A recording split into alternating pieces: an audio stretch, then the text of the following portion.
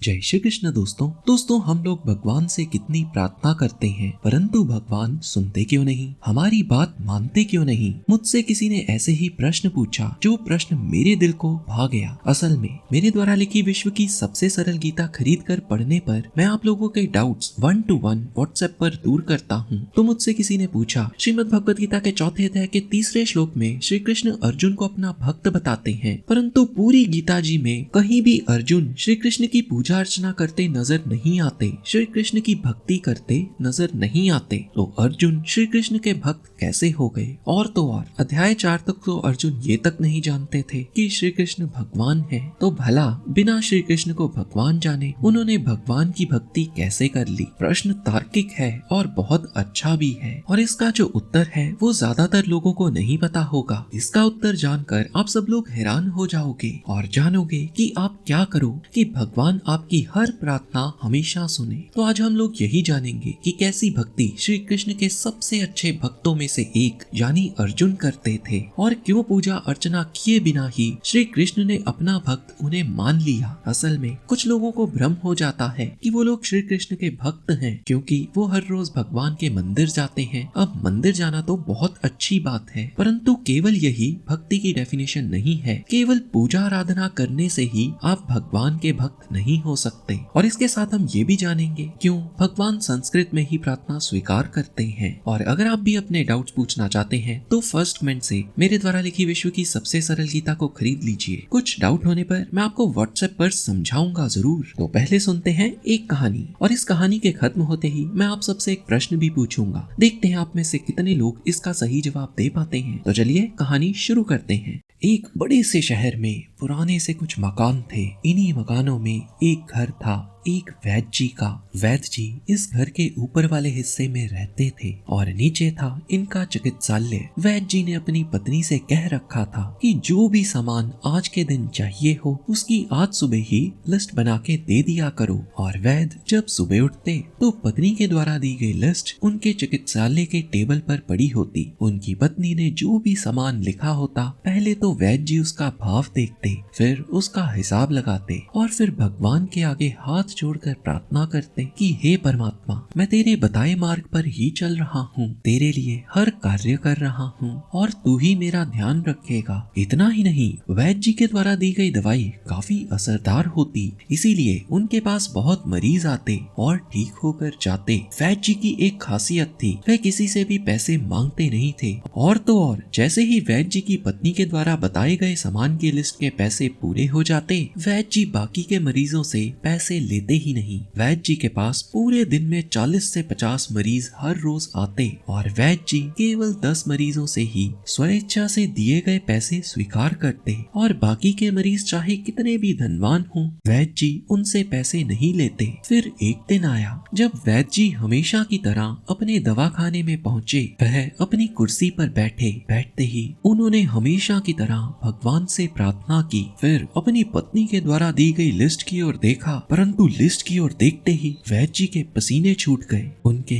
पैरों तले जमीन खिसक गई। वैद्य जी का सिर चकराने लगा। कुछ क्षण के लिए उनकी आंखों के आगे अंधेरा छा गया। फिर कुछ क्षण बाद वैद्य जी ने समता भाव रखते हुए होश में आए। वैद्य जी की पत्नी ने हमेशा की तरह जरूरत के सामान जैसे आटा, सब्जी आदि के साथ साथ लिस्ट में लिखा था, हमारी बेटी का विवाह ठीक 25 दिनों बाद है और विवाह में देने के लिए उनको कुछ सामान चाहिए होगा। वैद्य जी ने हमेशा की तरह अपनी कलम उठाई और उस लिस्ट पर लिखना शुरू किया। जरूरत के सामान की कीमत उन्होंने कागज पर लिख दी, और फिर जब शादी के सामान की बारी आई तो उन्होंने लिखा, ये भगवान के हाथ छोड़ देते हैं। अब वैद्य जी ने मरीजों को देखना शुरू किया। पहले 5 मरीजों में से 3 ही वैद्य जी को दवा के पैसे देकर गए। फिर आया छठा व्यक्ति, एक लंबी सी बड़ी महंगी कार में। वैद्य जी के पास अभी एक मरीज बैठा था। वैद्य जी के पास बहुत दूर दूर से बहुत अमीर लोग भी आते थे, तो वैद्य जी ने कुछ खास ध्यान ना दिया। संयोगवश चारों मरीज दवा लेकर पैसे देकर चले गए। अब बारी आई कार वाले युवक की। आते ही उसने वैद्य जी के चरण स्पर्श किए। वैद्य जी बोले, अगर तुम्हें खुद के लिए दवा चाहिए तो अपनी हाथ की नब्ज दिखाओ, और अगर आप किसी और के बारे में पूछने आए हो तो रोगी की बीमारी का विवरण दो।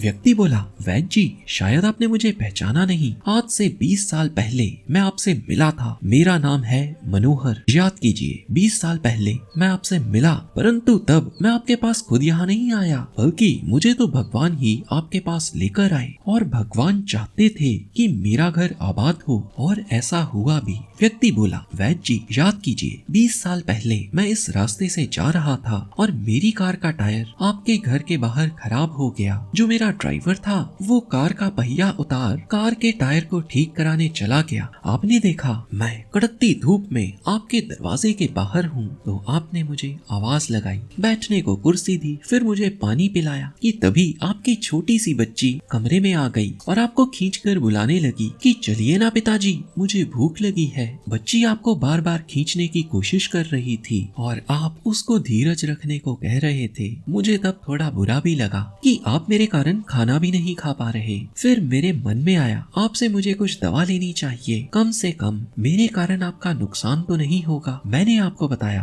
वैद्य जी, मैं जर्मनी में रहता हूँ। मेरी शादी को 3 साल हो गए हैं, परंतु मेरे घर कोई भी संतान नहीं है। मैंने जर्मनी में अपना बहुत इलाज करवाया, परंतु कुछ लाभ ना हुआ। तब आपने मुझे संतावना दी और कहा कि मैं हिम्मत ना हारूं, क्योंकि भगवान के घर में किसी भी चीज की कमी नहीं। व्यक्ति ने बताया, वैद्य जी, फिर आपने मेरी नब्ज को देखा और देखने के बाद आपने मुझे कुछ दवा दी। कुछ दवा मेरे लिए थी और कुछ पत्नी के लिए। सच कहूँ, उस क्षण मुझे आपकी दवा पर रत्ती भी भरोसा नहीं था। मुझे लगता था जो विदेश में बैठे बड़े बड़े डॉक्टर नहीं कर सके, वो एक वैद्य क्या करेगा। फिर भी मैंने दवा को बेदिली से स्वीकार किया। मैं तो बस आपको किसी बहाने कुछ पैसे देना चाहता था, परंतु जब मैंने आपको पैसे देने चाहे तो आपने तो वो भी लेने से इनकार कर दिया। मेरे पुनर्जोड़ देने पर आप बोले आज का खाता बंद हो गया है। तभी आपके पास एक और मरीज आया, तो उसने खाता बंद होने का अर्थ समझाते हुए मुझे कहा, आज के दिन की जरूरत के सामान के लिए पैसे इकट्ठे हो चुके हैं और अब सेवा ही होगी। व्यक्ति बोला,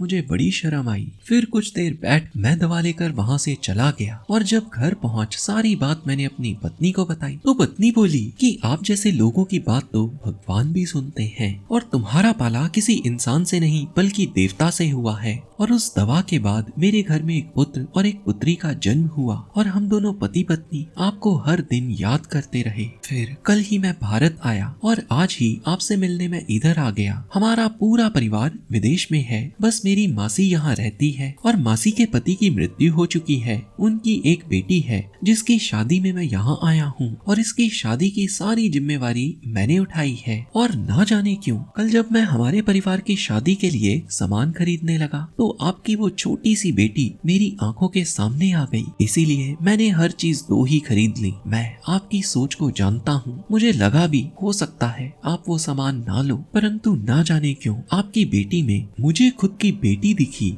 ये सब सुन वैद्य जी सन्न रह गए। फिर थोड़ी देर बाद धीमी आवाज में बोले, मुझे नहीं समझ आ रहा कि ईश्वर की क्या माया है। वैद्य जी ने अपनी पत्नी द्वारा लिखे लिस्ट व्यक्ति के आगे की। व्यक्ति भी देखकर दंग रह गया। विवाह में दिए सामान की लिस्ट के सामने लिखा था, इसको भगवान के हाथ छोड़ देते हैं। वैद्य जी भावुक होकर बोले, विश्वास कीजिए आज तक ऐसा हुआ ही नहीं कि भगवान ने मेरी किसी जरूरत को पूरा ना किया हो। और आपकी बात सुनकर तो मुझे प्रतीत होता है भगवान जानते हैं कि मेरी पत्नी अपनी लिस्ट में क्या लिखने वाली है। प्रार्थना होती ही इसीलिए है कि हम में भाव उत्पन्न हो सके, और जब भाव उत्पन्न हो गया तो शब्दों का महत्व नहीं रहता। अब प्रश्न है, भगवान ने वैद्य जी की प्रार्थना क्यों सुनी? ना ही वो भगवान के मंदिर हर रोज जाते थे और ना ही हर समय भगवान का पाठ करते थे। असल में वो भगवान के सच्चे भक्त थे। तो क्या हुई भगवान के सच्चे भक्त की डेफिनेशन? इसका उत्तर मैं आपको इसी वीडियो में बताऊंगा, पर पहले आप मन ही मन सोचिए कि कौन होता है भगवान का सच्चा भक्त। आपके पास है 5 सेकंड, आपका समय शुरू होता है अब।